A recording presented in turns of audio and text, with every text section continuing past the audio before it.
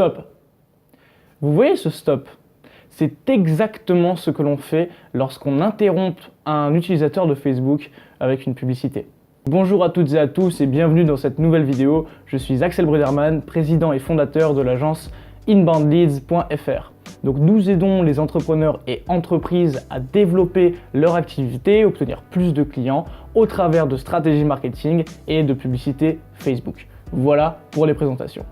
Donc vous l'aurez compris, aujourd'hui nous allons parler de publicité Facebook et de marketing, notamment bien comprendre qu'est-ce qui se passe lorsqu'on fait une publicité Facebook, à qui est-ce qu'on la diffuse, dans quel contexte et quelles pourraient être les réactions que pourrait avoir notre audience du coup en fonction de notre publicité et en fonction du moment où ils voient notre publicité.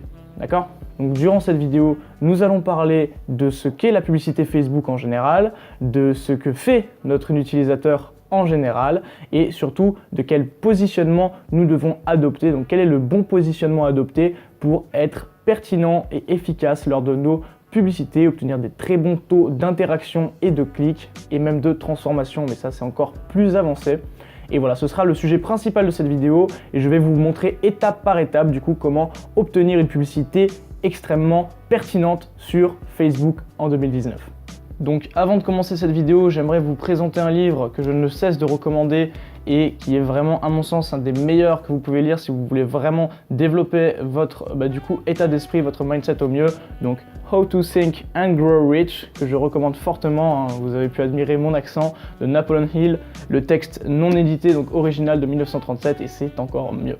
Donc voilà, petit aparté fermé, rentrons dans le vif du sujet si vous le voulez bien. Donc concrètement, la publicité Facebook, qu'est-ce que ça veut dire? Qu'est-ce que ça veut dire, hormis faire des campagnes publicitaires, hormis parler de dépenses, de budget, de placement, de diffusion? Qu'est-ce que c'est concrètement? Quel est l'impact d'une publicité Facebook? Pourquoi est-ce qu'on utilise la publicité Facebook? À proprement parler, pour développer son business, pour obtenir plus de visibilité, pour obtenir plus de clients, pour vraiment se positionner. Et ça, on en parlera un petit peu plus tard. Clairement, la publicité Facebook, c'est de l'interruption, d'accord? On est dans du marketing d'interruption. Donc c'est une notion sur laquelle il faut bien insister, c'est pour ça que je me permets de la répéter un petit peu. Le marketing d'interruption, qu'est-ce que c'est? Donc avant même de parler de publicité Facebook, il faut qu'on parle de marketing d'interruption. C'est-à-dire que votre audience, d'accord, est en train de faire une tâche A ou une tâche B. Actuellement sur Facebook, on en parlera juste après de ce qu'elle fait en particulier. Donc elle fait quelque chose et vous allez passer devant du coup ses activités comme ça sans qu'elle soit avertie et vous allez lui proposer du coup une publicité, un produit, un service, peu importe, alors qu'elle n'y était absolument pas préparée. D'accord? Donc c'est ce qu'on appelle le marketing d'interruption. D'accord? Vous allez choquer la personne, vous allez la sortir de sa bulle, de sa zone de confort. C'est exactement ce qui se passe sur Facebook. D'accord? Et une bonne publicité, on en parlera dans la vidéo, comment bien construire une bonne publicité. C'est une publicité qui choque et qui vraiment extrait la personne de sa bulle sans qu'elle même s'en rende compte. On en parlera. Donc bien entendu, la publicité Facebook, il y a des dépenses, il y a des campagnes, il y a des paramètres importants à bien régler afin de ne pas perdre d'argent et justement de transformer les potentielles pertes en investissement, en achat de données. Ça me permet de faire la transition, le mot données, oui. Facebook, c'est clairement de l'achat de données, d'accord, de l'achat de trafic. Qu'est-ce qu'une publicité Facebook? C'est acheter des données, acheter des informations. Quand on dit, voilà, ma publicité m'a amené 20 visiteurs sur ma page, ou 1000 visiteurs, ou 100 000 visiteurs, peu importe. Au final, elle ne vous a pas amené, votre publicité vous a permis d'acheter 20 visiteurs ou 100 000 visiteurs. D'ailleurs, j'avais oublié de retirer les éléments de test son. Très bon casque de la marque Shure, je recommande. Donc reprenons là où on était. Clairement, Facebook vous permet d'acheter du trafic, d'accord? Vous permet d'acheter des données, d'accord? Vous n'amenez pas du trafic, vous achetez du trafic. Donc Facebook vous sert à interrompre du coup l'utilisateur et même plus que ça, à acheter son attention. D'accord? C'est une façon de voir la publicité qui est très intéressante et qui est très importante parce que du coup on transforme vraiment toute la vision publicitaire qui tourne autour de Facebook en investissement. On ne parle plus de perte ou d'argent, on parle d'investissement, d'accord? L'argent dont on parle sur Facebook, c'est comme le trading, c'est-à-dire c'est de l'investissement, on place de l'argent au bon moment et on le retire au bon moment. C'est rien de plus, d'accord? C'est exactement ce qu'est la publicité Facebook. Voilà, donc faisons la transition sur l'utilisateur. Qu'est-ce que l'utilisateur de Facebook? Hormis simplement une personne qui utilise les réseaux sociaux, qui se balade, qui like des photos de chats, peu importe. Qu'est-ce que l'utilisateur Facebook? Je vais vous laisser 3 secondes pour me répondre en commentaire. Qu'est-ce que vous pensez de cette question? Selon vous, qu'est-ce que fait un utilisateur sur Facebook? C'est très simple, répondez en commentaire. Ok, le délai est passé. Donc concrètement, qu'est-ce qu'un utilisateur Facebook? J'espère que vous ne vous êtes pas trompé en commentaire. Et la réponse est bien évidemment, c'est quelqu'un qui passe du temps sur les réseaux sociaux. C'est tout simplement pas plus compliqué que ça. Donc qu'est-ce que fait un utilisateur sur Facebook? La bonne réponse bien évidemment, c'est qu'il est perdu sur son fil d'actualité la plupart du temps. D'accord? C'est exactement ce qu'est Facebook. On a une notification, voilà le schéma classique. Il y a une notification sur Facebook. Je déverrouille mon téléphone, je regarde la notification. Je vais donner 30 secondes de mon attention en moyenne à cette notification. Ça va pas m'intéresser plus que ça. Je vais retourner sur le fil d'actualité et je vais commencer à me balader sur mon feed. C'est exactement ça. Feed, c'est un fil d'actualité. Donc on va se balader. Je pense que vous connaissez cette situation. On se balade, on regarde plein de vidéos, plein de photos, plein d'images, les pages qu'on aime, des vidéos qui sont pertinentes par rapport à nous, nos amis, les vacances de notre famille, peu importe. Et là, vous avez une publicité. Donc la plupart du temps, la publicité, vous la passez. Pourquoi est-ce que vous la passez selon vous? Parce qu'elle n'était pas pertinente. Parce que si la publicité est pertinente, alors vous êtes captivé. Prenons l'exemple de quelqu'un qui aime les chiens, d'accord? Il aime les chiens, les chats, les animaux, peu importe. Il voit une vidéo d'animal qui est un petit peu insolite. Bam! D'un coup, ça lui saute comme ça. Pof, il s'arrête et il regarde la vidéo. C'est ce qu'on appelle captiver l'attention. Ça s'appelle capturer l'attention. C'est de l'interpellation, on interpelle. Et rappelez-vous, nous, notre but avec la publicité, c'est d'interpeller notre audience. Donc c'est clairement du marketing d'interruption, d'accord? On va interrompre notre audience pendant son activité qui est simplement, le cerveau est déconnecté, c'est ça qu'il faut bien prendre en compte, le cerveau est déconnecté, il est en off, il n'y a pas de travail de réflexion, le cerveau est en mode automatique, pilote automatique, le doigt ne fait que scroller et là, nous on doit capturer l'attention de notre audience, donc être pertinent. Comment être pertinent avec notre audience? Très simplement, je vous renvoie vers ma vidéo comment définir son avatar client et comment communiquer, d'accord? C'est très important, je vais vous mettre le lien juste dans la description de cette vidéo comme d'habitude et ça va vous permettre de bien comprendre en fait quels sont les enjeux de définir un avatar client, donc le client idéal qui est notre client qu'on cible, donc d'accord, la personne qui est en train de swipe sur son fil d'actualité. Donc cette vidéo est très importante parce qu'elle va nous permettre de comprendre comment est-ce qu'on s'adresse et comment est-ce qu'on devient pertinent avec cette personne. D'accord? Comment on s'adresse à elle et comment est-ce qu'on est pertinent, comment est-ce qu'on va l'interrompre. C'est une des bases. Donc aujourd'hui, nous avons conscience de plusieurs choses. Nous avons conscience que Facebook, c'est de l'achat de données, c'est de l'achat de trafic. On va perturber, entre guillemets, l'utilisateur pendant son activité Facebook. L'utilisateur, quelle est son activité Facebook? Très simplement, rien de bien sorcier. Le cerveau est éteint, il ne fait que scroller, d'accord? Donc il est occupé, son cerveau n'est même pas en train de réfléchir. Et là, qu'est-ce que nous, on doit venir faire? Élément perturbateur, on doit l'interrompre. Et voilà le sujet de cette vidéo. Comment est-ce qu'on devient pertinent? Comment est-ce qu'on rend notre publicité pertinente? Comment est-ce qu'on obtient de bons scores avec nos publicités? Comment est-ce qu'on a de bonnes interactions, de bons taux de clics? Et là, vous vous demandez sans doute, est-ce qu'il y a une recette miracle? Est-ce qu'il y aurait peut-être un grimoire ou je ne sais pas qui nous permettrait d'avoir toutes les recettes pour pouvoir interrompre efficacement, rentrer dans le cerveau de notre prospect? La réponse est bien évidemment oui.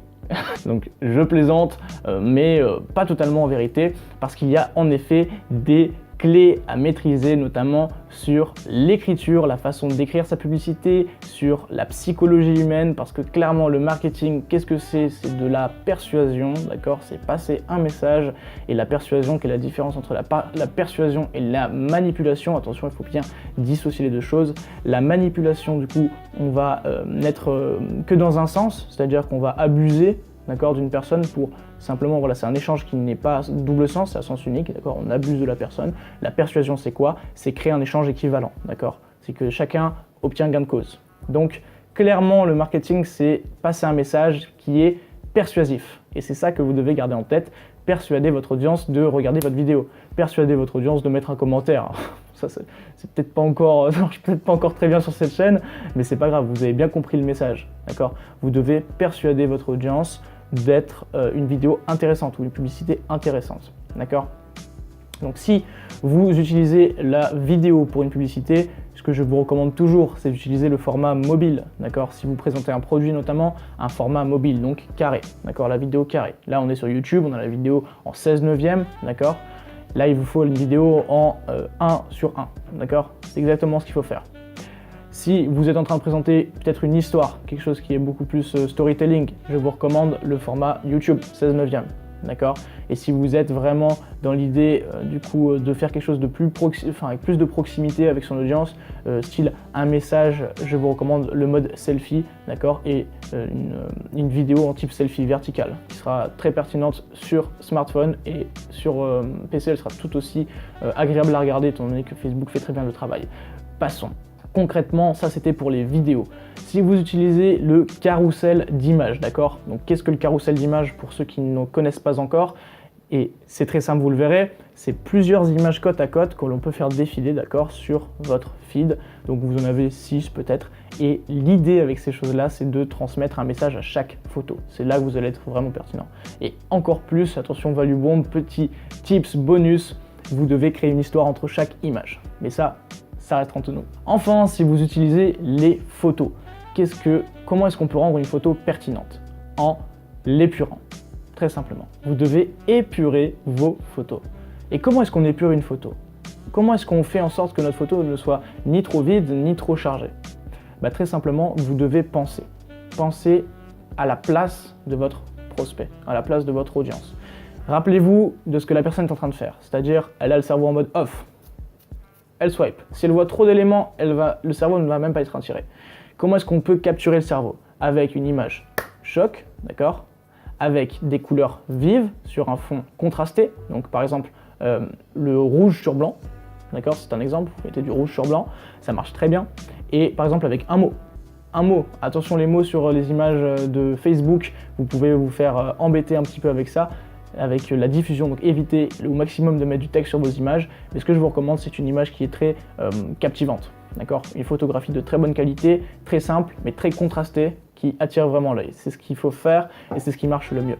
Donc voilà pour le visuel, d'accord? Donc on a dit avoir un copywriting, donc un art d'écrire, un texte très pertinent. Il y a plein de livres qui traitent le sujet et j'en ferai très certainement des vidéos sur la chaîne plus tard dans l'avenir. D'ailleurs, si cela vous intéresse, dites-le moi en commentaire, ça me permet vraiment de savoir au final où me diriger et comment vous aider au mieux, vous transmettre le plus de valeur, être le plus pertinent. Donc voilà, on adapte le message de vente, on obtient une créative, donc un visuel pertinent. Donc pour vos vidéos, vous avez eu le format, maintenant c'est la même chose que pour les images, soyez pertinent et contrasté pour vos vidéos. Visualisation, c'est très important, la visualisation pour votre prospect, c'est comme ça qu'on rend une publicité pertinente, d'accord?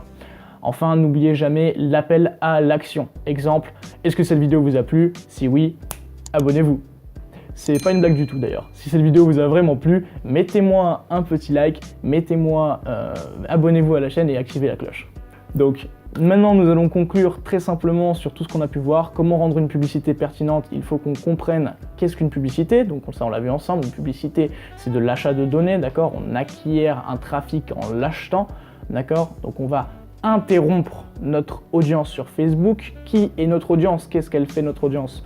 Donc d'abord, pour déterminer qui est notre audience, je vous renvoie encore une fois sur la vidéo avatar client, le lien est dans la description. Comment est-ce qu'on sait ce que fait la personne? Je vous invite à prendre votre téléphone, à attendre qu'il y ait une notification sur votre téléphone, ouvrez Facebook et vous regardez la publication et vous allez vous rendre compte que 2 secondes plus tard, vous êtes en train de swiper. Bingo, vous êtes une audience sur Facebook. Donc voilà clairement ce qui se passe. Donc la personne, elle est en train d'avoir le cerveau éteint, elle est juste en train de swiper. Et enfin, notre publicité, on va venir à l'interrompre. Donc son cerveau, rappelez-vous, est en mode éteint. Il ne réfléchit pas, c'est juste purement du réflexe limite. Et vous devez choquer ce réflexe, donc ça doit flasher à l'œil, d'accord? C'est exactement comme ça que vous allez être pertinent. Donc pour les vidéos de produits, etc., format carré. Pour les vidéos storytelling, où vous êtes vraiment en proximité avec l'audience, format YouTube. Et si vous êtes vraiment en train de passer un message de type humain à humain, format vertical type selfie.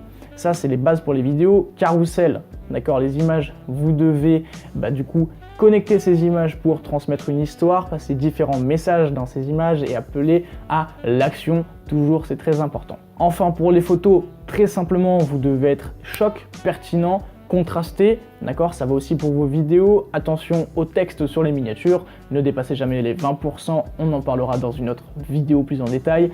Et enfin, appelez à l'action.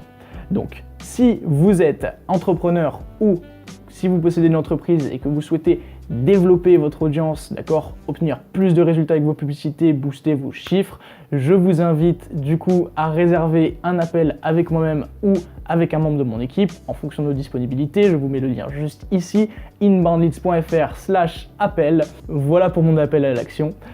Encore une fois, si la vidéo vous a plu, n'hésitez pas à commenter, mettre un pouce bleu et à vous abonner, activer la cloche de notification. Ça va me permettre de vraiment déjà savoir si le contenu est de qualité, comment m'améliorer et surtout m'aider à développer du coup cette communauté d'entrepreneurs dont vous faites partie. Donc je vous remercie pour ce visionnage. Je vous dis à très vite sur YouTube et encore une fois, ne lâchez jamais rien. C'était Axel, à très bientôt.